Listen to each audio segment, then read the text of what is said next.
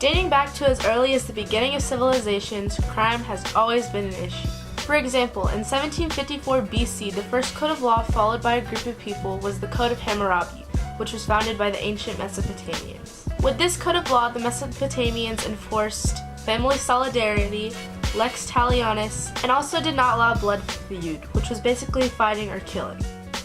With lex talionis, which was enforced by many civilizations as well, it was enforced that the offender of a crime would face the same punishment as their victim. However, the victim could choose to have money compensation instead. Now that I think of it, this ancient law system may be boring you, so let's move on to the colonization of the New England colonies. This occurred in the early to mid-1600s, and the difference between these colonies and that of the southern colonies was that the majority of New England colonies were founded on Puritan values due to the fact that these colonies were originally founded to escape religious persecution from England. Due to their strong religious beliefs, religion was a primary factor when it came to enforcing and legislating their own laws. As a result, there were several things that colonists believed were crimes. There are many different punishments for these crimes. However, the most severe crime that one could commit was heresy, or similarly, blasphemy.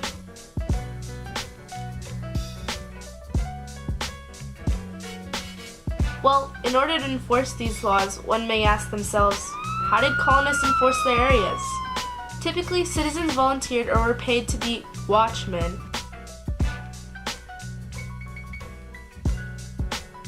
However, after many years of this so-called justice system, it led to an unreliable agency. As a result, the governor began to appoint sheriffs and coroners in the colonies. The job of a sheriff was the top government position in the county.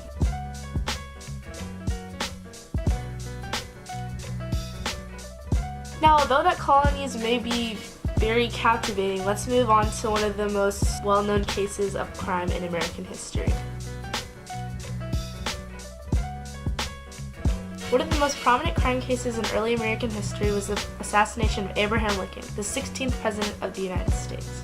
Lincoln was most notable for his accomplishments in office, which included the Emancipation Proclamation, as well as the passing of the 13th, 14th, and 15th Amendments.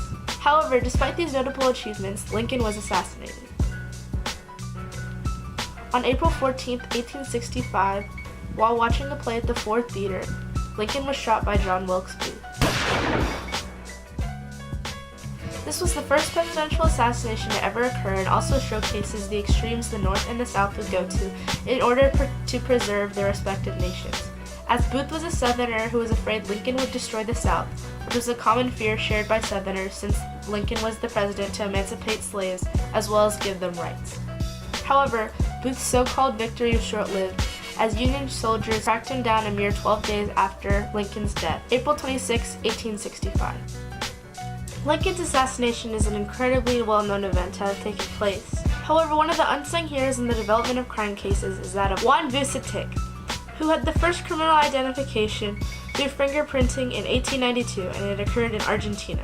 Vucetich used fingerprints to identify a woman named Rojas, who killed her 2 sons and was only caught as she left a bloody print on the door handle. The development of fingerprint identification and identifying the perpetrator of a crime is a practice still used today in modern crime cases that allow for easy identification of the criminal. Aside from scientific breakthroughs, one of the most infamous people in American history includes Al Capone, a mobster who conducted alcohol sales during Prohibition. Capone perpetrated several crimes during his life that some do not know to this day. However, he was arrested on a tax evasion charge. He was then exiled to Alcatraz in 1934 for that charge.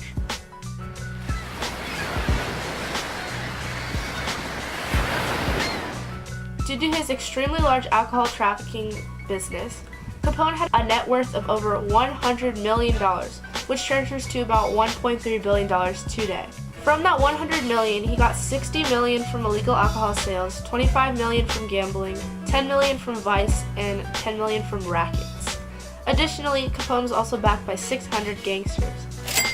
One of the most famous massacres in history was the St. Valentine's Day Massacre, where Capone planned to stage a fake raid on a rival gang. Capone's men ended up killing all the men with the exception of one. However, the police could not convict Capone for this happening, as he was conveniently in Florida. Deep down, however, police knew who staged the raid. Capone's last act of revenge before he was sent to Alcatraz was the murder of 2 Sicilians he thought betrayed him. Capone was a firm believer in dinner and then death, so in this case he had dinner with the 2 men before beating them to death with the bat. Capone overall was a reflection of how the Prohibition era led to an increase in crime, organized crime, and especially in cities such as Chicago and Los Angeles. These crimes were a result of the illegal trafficking of alcohol, which created tensions to rise in America as there was division on the issue. The Rumrick Nazi spy case occurred in 1938, and 3 Nazi spies were guilty of espionage in the U.S. Espionage is the practice of spying or using other spies. This spy case reflects the tensions between the U.S. and Nazi Germany at the time, since Germany was willing to employ spies to infiltrate the U.S. government. Gunter Rumrick was the man who exposed the ring and had a reduced sentence for cooperation, and also was exposed by the help of a tip from Britain. However, due to this case being exposed, several of these spies fled the country. Leon Theroux was placed in charge of the case. However, he ended up leaking information about the case to the New York press and was fired for breaking the FBI oath. Despite these bad happenings, 3 spies were captured named Otto Hermann Voss, Joanna Hoffman, and Eric Glazer. The Rumrick Nazi spy case revealed what flaws the FBI had when handling espionage, since they had never had a case as large as this before, and eventually led to a change in their training of agents. From 1950 to 1954, one of the most disastrous periods in American history occurred: McCarthyism. With fervent anti-communism attitudes rising as a result of the ending of World War II, McCarthy took it upon himself to seed out supposed communists in America. This era led to many Americans being convicted of being communists, and many times it resulted in the loss of their job or even being sent to jail. Practically anything was sufficient proof that one could be a communist. However, McCarthy's credibility was significantly lowered when he accused the army of containing communists. After these hearings, McCarthyism slowly began to die out and finally ended in 1958. Although McCarthyism is one of the most prominent blemishes in American history, the racial division that struck America during a similar time period was even more destructive and discriminatory. For example, Emmett Till was a 14-year-old African-American boy who was abducted and murdered on August 28, 1955. The reason this happened to him was that he was accused of whistling at a white woman named Carolyn Bryant, the wife of a store Till was shopping in. During this time period, blacks were not equal to whites and had to deal with segregation enforced by Jim Crow laws. 4 days after the accusation, Till was beaten, shot, and tied with barbed wire. However, it does not stop there. He was then drowned in the Tallahatchie River. Again, blacks were not equal to whites, so the trial was just acquitted. Till was so mutilated that the only way his family was able to identify him was through the ring that had his father's initials on it. Till's mother also had an open casket funeral for him in order to show the community what terrible effects racism has on blacks, even innocent children. Simeon Wright, Till's brother, said, "They will die with Emmett Till's blood on their hands."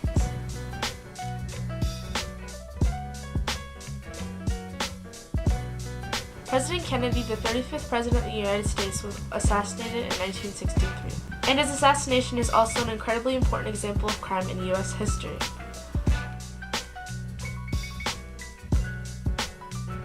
On November 22, 1963, while in Dallas, Texas, preparing for the next presidential campaign, Kennedy was shot in the neck and head and died 30 minutes after being shot.